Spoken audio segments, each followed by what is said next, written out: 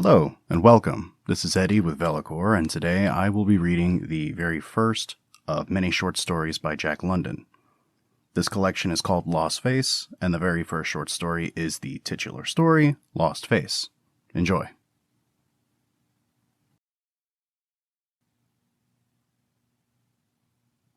Lost Face by Jack London.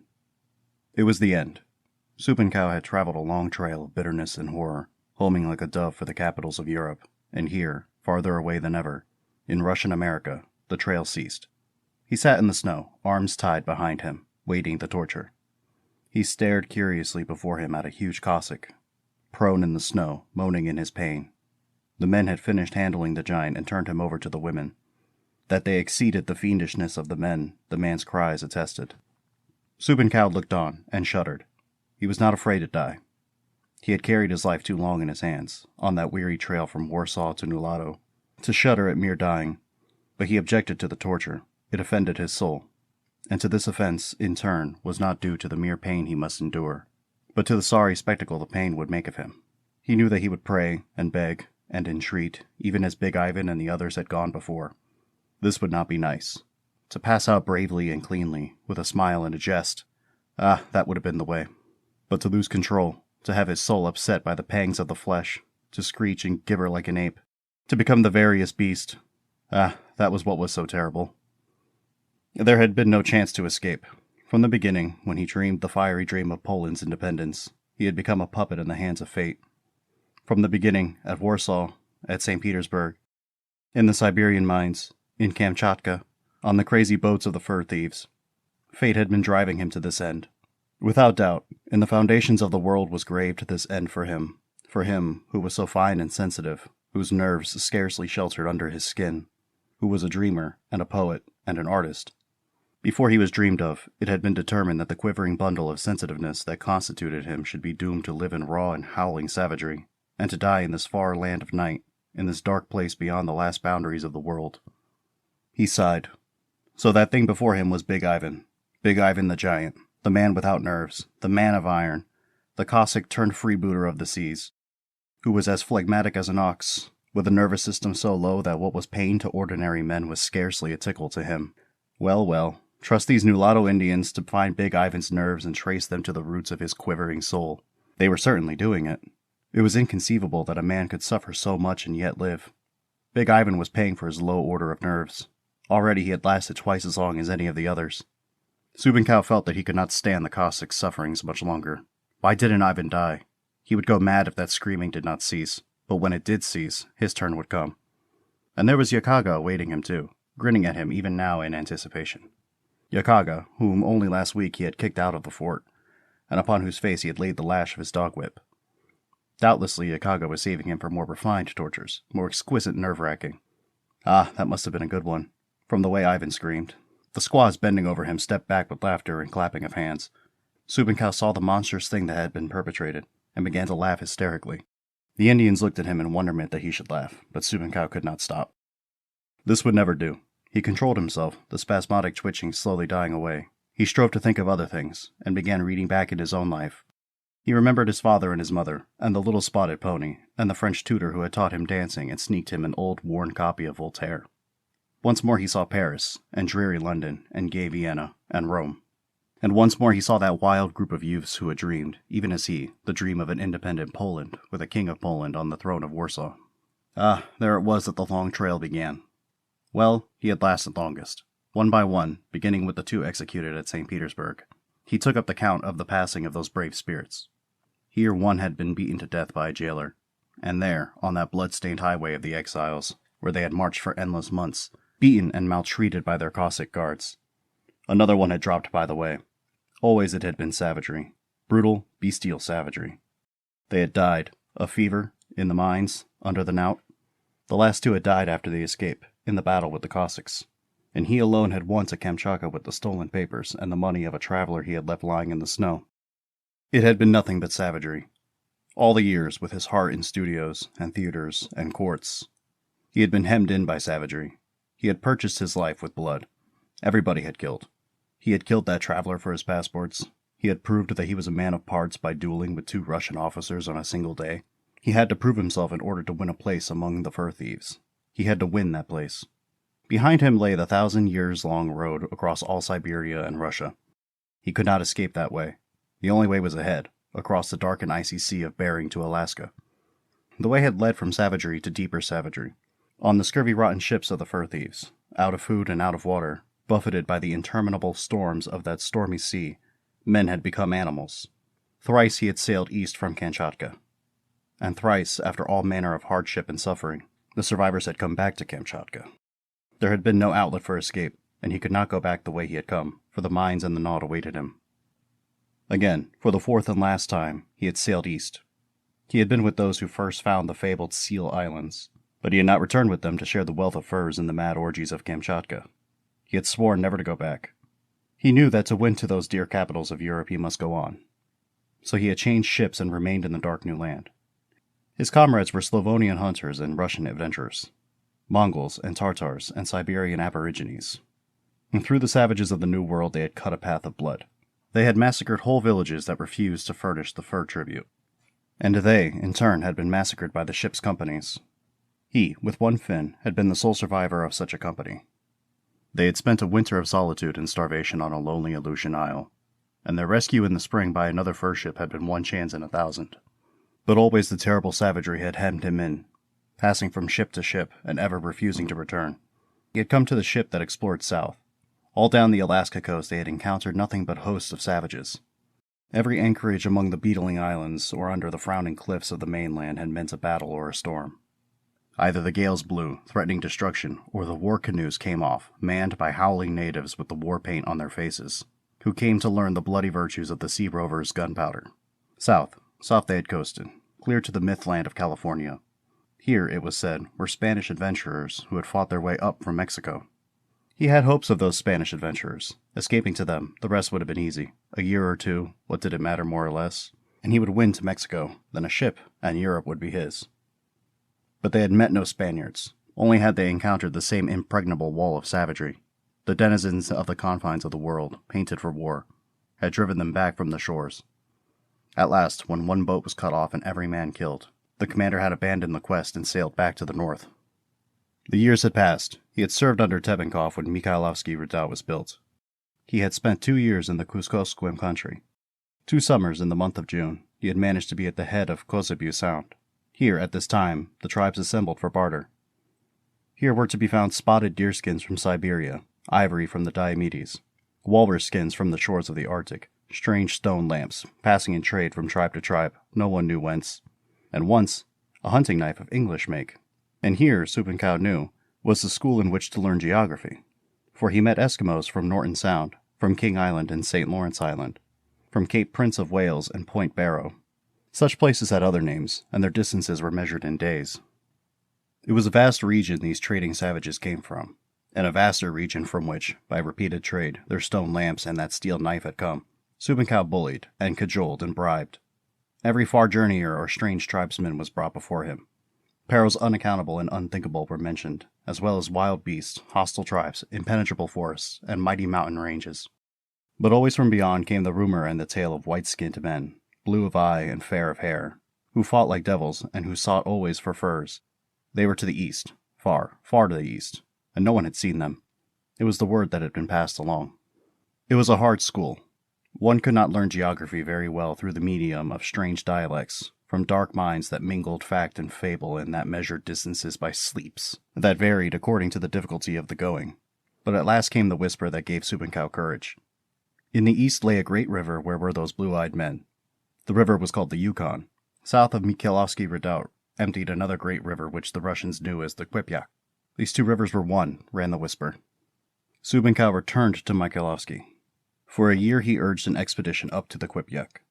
Then arose Malakov, the Russian half-breed, to lead the wildest and most ferocious of the hell's broth of Mongol adventurers who had crossed from Kamchatka. Supenkau was his lieutenant. They threaded the mazes of the great delta of the Quipyak, picked up the first low hills on the northern bank, and for 1,000 miles, in skin canoes loaded to the gunwales with trade goods and ammunition, fought their way against the 5-knot current of a river that ran from 2 to 10 miles wide in a channel many fathoms deep. Malakov decided to build the fort at Nulato. Supenkau urged to go farther, but he quickly reconciled himself to Nulato. the long winter was coming on, it would be better to wait. Early the following summer, when the ice was gone, he would disappear up the Quipyok and work his way to the Hudson Bay Company's post. Malakoff had never heard the whisper that the Quipyok was the Yukon, and Subienkow did not tell him. Came the building of the fort. It was enforced labor. The tiered walls of logs arose to the sighs and groans of the Nulato Indians. The lash was laid upon their backs, and it was the iron hand of the freebooters of the sea that laid on the lash. There were Indians that ran away, and when they were caught they were brought back and spread-eagled before the fort, where they and their tribe learned the efficacy of the knout. 2 died under it, others were injured for life, and the rest took the lesson to heart and ran away no more. The snow was flying ere the fort was finished, and then it was the time for furs. A heavy tribute was laid upon the tribe, blows and lashings continued, and that the tribute should be paid. The women and children were held as hostages and treated with the barbarity that only the fur thieves knew. Well, it had been a sowing of blood, and now was come the harvest. The fort was gone. In the light of its burning, half the fur thieves had been cut down, and the other half had passed under the torture. Only Subienkow remained, or Subienkow and Big Ivan, if that whimpering, moaning thing in the snow could be called Big Ivan. Subienkow caught Yakaga grinning at him. There was no gainsaying Yakaga. The mark of the lash was still on his face. After all, Subienkow could not blame him, but he disliked the thought of what Yakaga would do to him. He thought of appealing to Makamak, the head chief, but his judgment told him that such appeal was useless. Then, too, he thought of bursting his bonds and dying fighting. Such an end would be quick, but he could not break his bonds. Caribou thongs were stronger than he. Still devising, another thought came to him. He signed for Makamak, and that an interpreter who knew the coast dialect should be brought. "O Makamak," he said, "I am not minded to die. I am a great man, and it were foolishness for me to die. In truth, I shall not die. I am not like these other carrion." He looked at the moaning thing that had once been Big Ivan and stirred it contemptuously with his toe. "I am too wise to die. Behold, I have a great medicine. I alone know this medicine. Since I am not going to die, I shall exchange this medicine with you." "What is this medicine?" Makamak demanded. "It is a strange medicine." Subienkow debated with himself for a moment, as if loth to part with the secret. "I will tell you. A little bit of this medicine rubbed on the skin makes the skin hard like a rock, hard like iron, so that no cutting weapon can cut it. The strongest blow of a cutting weapon is a vain thing against it. A bone knife becomes like a piece of mud, and it will turn the edge of the iron knives we have brought among you. What will you give me for the secret of the medicine?" "I will give you your life," Makamak made answer through the interpreter. Subienkow laughed scornfully. "And you shall be a slave in my house until you die." The Pole laughed more scornfully. "Untie my hands and feet and let us talk," he said. The chief made the sign, and when he was loosed, Subienkow rolled a cigarette and lighted it. "This is foolish talk," said Makamak. "There is no such medicine. It cannot be. A cutting edge is stronger than any medicine." The chief was incredulous, and yet he wavered. He had seen too many deviltries of fur thieves that worked. He could not wholly doubt. "I will give you your life, but you shall not be a slave," he announced. More than that, Subienkow played his game as coolly as if he was bartering for a fox skin. "It is a very great medicine. It has saved my life many times. I want a sled and dogs, and 6 of your hunters to travel down the river and give me safety to 1 day's sleep from Mikolovsky Redoubt. You must live here and teach us all of your deviltries," was the reply. Subienkow shrugged his shoulders and remained silent. He blew cigarette smoke out on the icy air, and curiously regarded what remained of the big Cossack. "That scar!" Makamak said suddenly, pointing to the Pole's neck, where a livid mark advertised the slash of a knife in a Kamchatkin brawl. "The medicine is not good. The cutting edge was stronger than the medicine." "It was a strong man that drove the stroke," Subienkow considered. "Stronger than you, stronger than your strongest hunter, stronger than he." Again, with the toe of his moccasin, he touched the Cossack, a grisly spectacle, no longer conscious, yet in whose dismembered body the pain-racked life clung and was loth to go. Also, the medicine was weak, for at that place there were no berries of a certain kind, of which I see you have plenty in this country. The medicine here will be strong. "I will let you go downriver," said Makamak, "and the sled and the dogs and the 6 hunters to give you safety shall be yours." "You are slow," was the cool rejoinder. "You have committed an offense against my medicine in that you did not at once accept my terms. Behold, I now demand more. I want 100 beaver skins." Makamak sneered. "I want 100 pounds of dried fish." Makamak nodded, for fish were plentiful and cheap. "I want 2 sleds, 1 for me and 1 for my furs and fish. And my rifle must be returned to me. If you do not like the price, in a little while the price will grow." Yakaga whispered to the chief. "But how can I know your medicine is the true medicine?" Makamak asked. "It is very easy. First, I shall go into the woods." Again Yakaga whispered to Makamak. who made a suspicious dissent. You can send 20 hunters with me, Subinkao went on. You see, I must get the berries and the roots with which to make the medicine. Then, when you have brought the 2 sleds and loaded on them the fish and the beaver skins and the rifle, and when you have told off the 6 hunters who will go with me, then, when all is ready, I will rub the medicine on my neck, so, and lay my neck there on that log. Then can your strongest hunter take the axe and strike 3 times on my neck. You yourself can strike the 3 times. McCormick stood with gaping mouth, drinking in this latest and most wonderful magic of the fur thieves. But first, the pole added hastily, between each blow I must put on fresh medicine. The axe is heavy and sharp, and I want no mistakes. All that you have asked shall be yours, McCormick cried in a rush of acceptance. Proceed to make your medicine. Subinkao concealed his elation. He was playing a desperate game, and there must be no slips. He spoke arrogantly. You have been slow. My medicine is offended. To make this offense clean, you must give me your daughter. He pointed to the girl, an unwholesome creature, with a cast in one eye and a bristling wolf tooth. McCormick was angry, but the pole remained imperturbable, rolling and lighting another cigarette. Make haste, he threatened. If you are not quick, I shall demand yet more. In the silence that followed, the dreary Northland scene faded before him, and he saw once more his native land, and France. And, once, as he glanced at the wolf-toothed girl, he remembered another girl, a singer and a dancer, whom he had known when first as a youth he came to Paris. What do you want to do with the girl? McCormick asked. To go down the river with me. Subinkao glanced over her critically. She will make a good wife. And it is an honor worthy of my medicine to be married to your blood. Again he remembered the singer and dancer and hummed aloud a song she had taught him. He lived the old life over, but in a detached, impersonal sort of way, looking at the memory pictures of his own life as if they were pictures in a book of anybody's life. The chief's voice, abruptly breaking the silence, startled him. It shall be done, said McCormick. The girl shall go down the river with you, but be it understood that I myself will strike the 3 blows with the axe on your neck. But each time I shall put on the medicine, Subinkao answered, with a show of ill-concealed anxiety. You shall put the medicine on between each blow. Here are the hunters who shall see you do not escape. Go into the forest and gather your medicine. McCormick had been convinced of the worth of the medicine by the pole's rapacity. Surely nothing less than the greatest of medicines could enable a man in the shadow of death to stand up and drive an old woman's bargain. Besides, whispered Yakaga, when the pole, with his guard, had disappeared among the spruce trees, when you have learned the medicine, you can easily destroy him. But how can I destroy him? McCormick argued. His medicine will not let me destroy him. There will be some part where he has not rubbed the medicine, was Yakaga's reply. We will destroy him through that part. It may be his ears. Very well, we will thrust the spear in one ear and out the other. Or it may just be his eyes. Surely the medicine will be too strong to rub on his eyes. The chief nodded. You are wise, Yakaga. If he possesses no other devil things, we will then destroy him. Subinkao did not waste time in gathering the ingredients for his medicine. He selected whatsoever came to hand, such as spruce needles, the inner bark of the willow, a strip of birch bark, and a quantity of moss berries, which he made the hunters dig up for him from beneath the snow. A few frozen roots completed his supply, and he led the way back to camp. McCormick and Yakaga crouched beside him, noting the quantities and the kinds of ingredients he dropped into the pot of boiling water.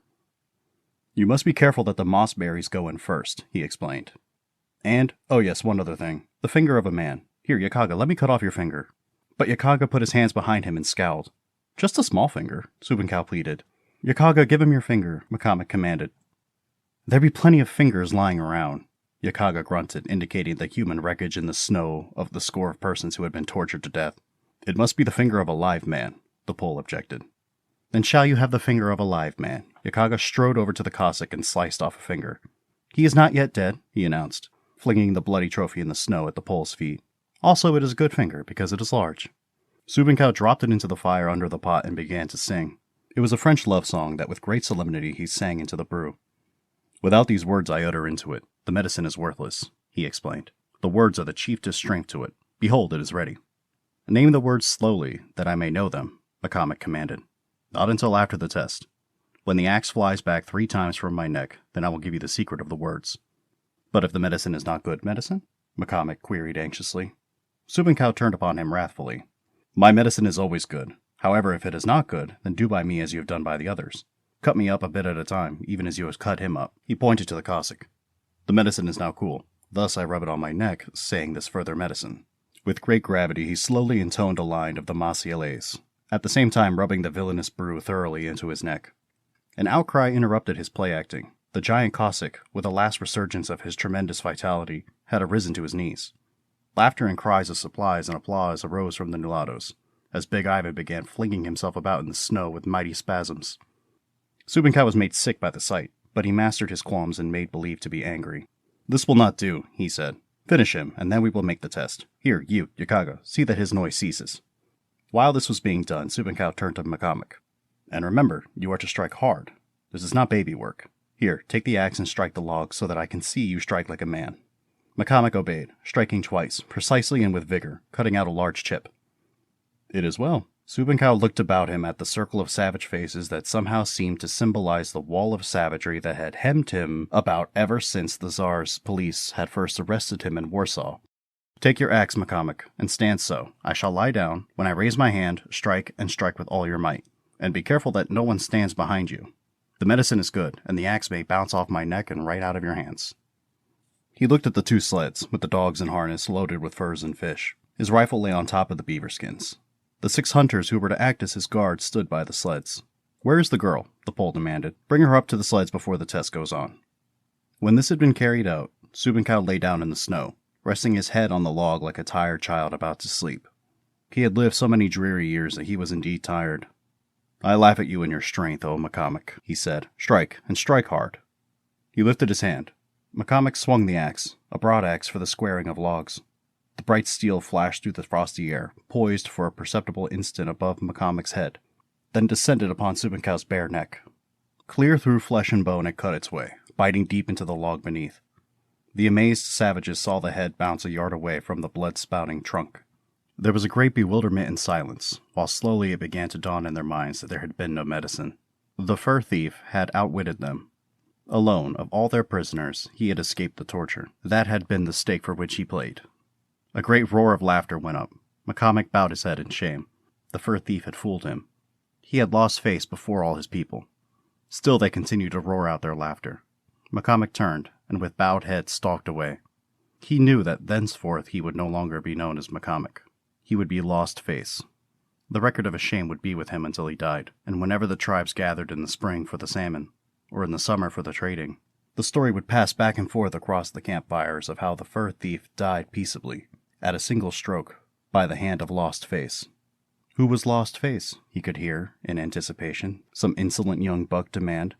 "Oh, Lost Face," would be the answer. He who was once McCormick in the days before he cut off the fur thief's head.